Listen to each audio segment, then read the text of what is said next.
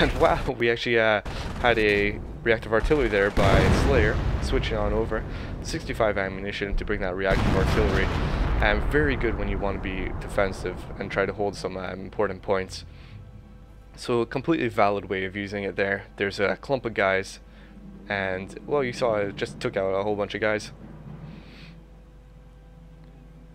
So now we see that Slayer's trying to be very offensive with his defenses, if you'd like to say.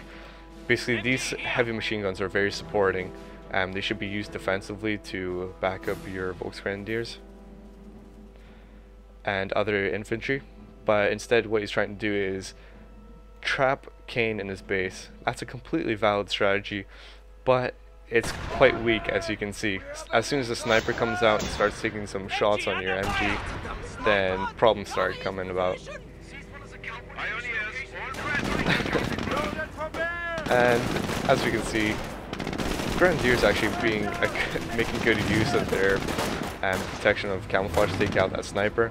Unfortunately, the grenades can't damage jeeps too well, or any armor for that matter. It's quite unfortunate. You'd think they would, but they actually don't, so there's no point in actually throwing grenades at light armor. It won't cause any damage, and it's just a waste of ammunition. So right now what Slayer should be really thinking about is possibly, you know, tanks or something, maybe some sort of early Greyhound, because Kane might actually have some fuel in order to get tanks or something.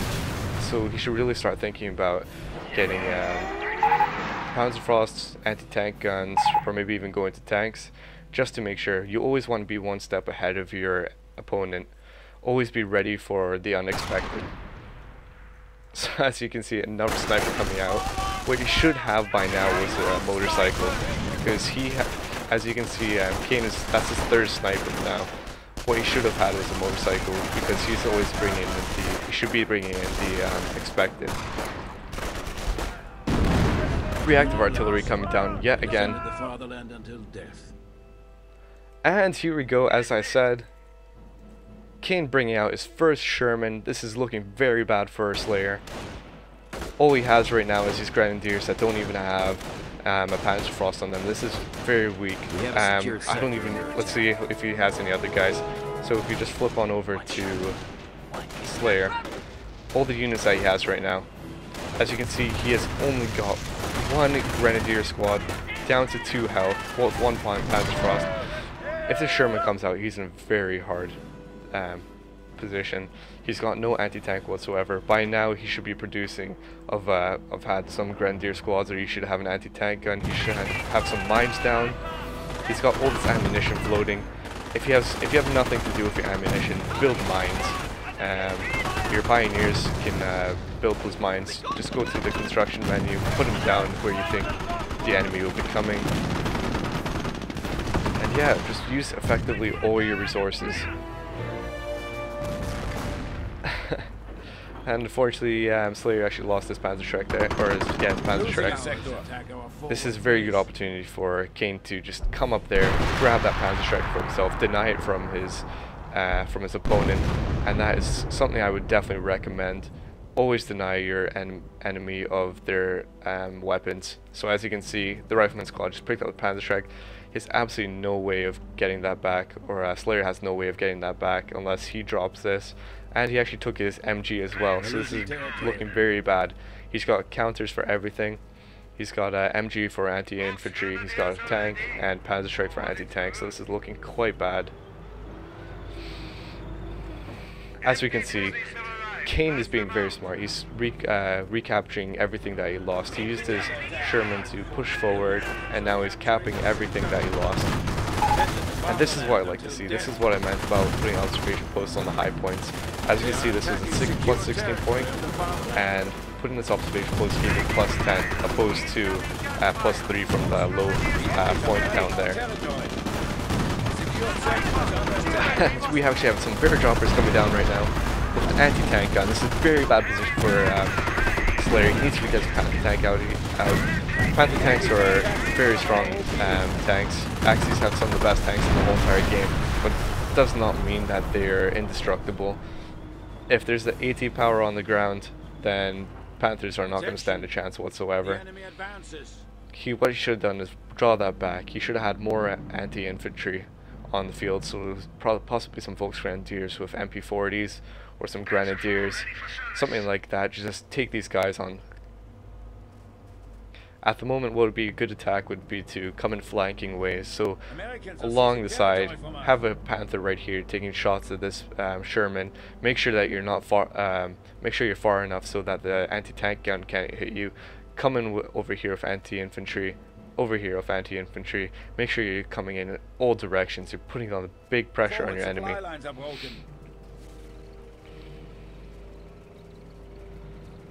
And here we go. Here comes a nice attack. I suppose this is sort of anti-infantry. I wouldn't say the most effective. If you upgrade these Pioneers to flamethrowers, they'd be a lot better. But as you can see, too much anti-tank on the field. This is just too much for Slayer to take on. He should be much more cautious about what he's doing. And here we go, bombing run. So as you can see, Kane actually had bombing run. That's 275 ammunition. Right off the bat, I'll tell you guys that that is too expensive for an ability. I know you might be low leveled, but if something like this is going to cost you 275, you might as well get it later on when you're higher leveled and respect, so that you have more points. So you might as well invest in something else, say like, I don't know, smoke. That would help a lot. And let's see, so that bombing run took out a lot of guys, including the Panzer. There's tons of delay there for Slayer to get out of there. You saw the smoke come down. That is an indication that some sort of form of artillery is going to be coming down. So use that little delay between smoke and the actual bombs coming down to get your guys out of there. Either retreat or move them away. Just do something so you don't get it hit, because those bombs are very strong. And we see Slayer's actually playing a very much so attrition-like playstyle, just brute forcing his way through.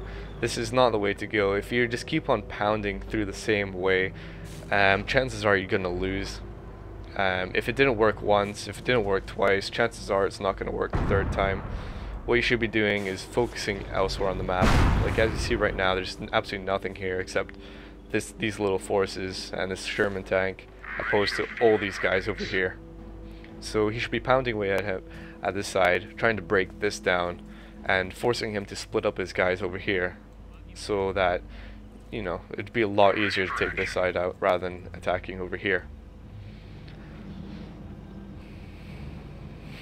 And so just everything's really quiet right now, so he's just trying to recover his guys and prepare for the next attack. But likewise, Kane is going to be doing that as well. Always be aware of what your opponent is doing. And as we can actually see, Kane's floating some resources here. There's a few important things that you want to make sure that you're doing whilst you're playing the game. Make this second nature. Make this happen all the time. You always want to be retreating your guys. You always want to be reinforcing.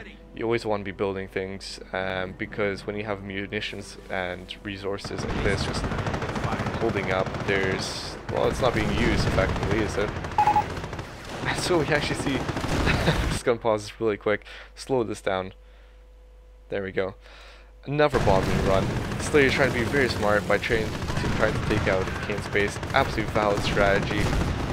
And very unguarded actually, because there's nothing protected in the middle here. The only unfortunate thing is that the bombing run came back with another vengeance, taking more casualties for Slayer.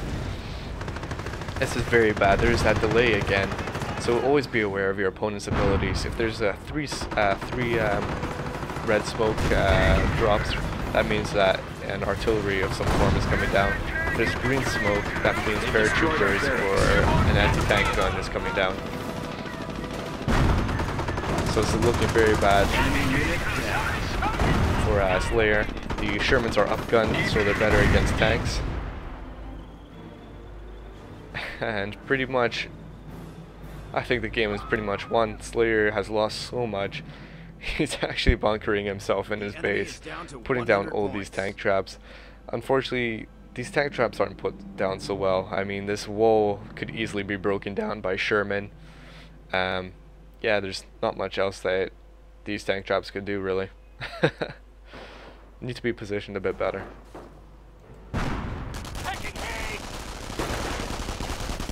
And it seems like Slayer's just been really desperate trying to capture the VP. But these pioneers are just not combat effective whatsoever. They're good for building stuff, they're good for putting down mines, but in combat themselves, no, not really, unless they have a flamethrower.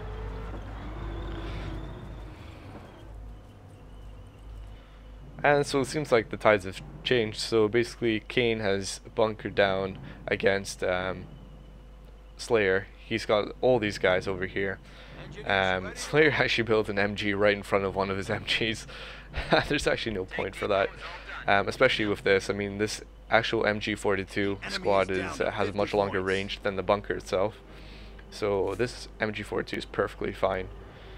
I don't think this bunker was a good way forward. I mean, there are tanks and AT guns on the field, and the MG won't scathe them whatsoever, ever. And let's just speed it up because I think it's about to end soon.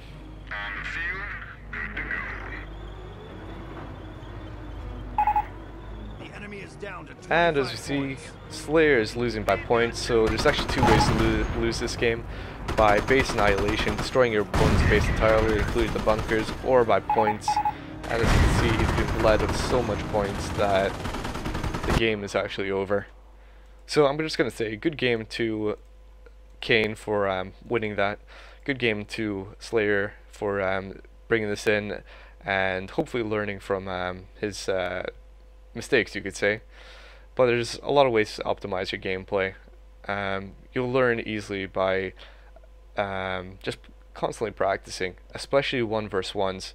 1v1s, you'll always be surprised by how much you will learn through them, even more so than team games. So anyway, this is KrebsCOHO signing out. If you guys have any other replays, just easily send it into my hotmail at KrebsCOHO@hotmail.co.uk, and hopefully I will get around to it. But anyway, see you guys later.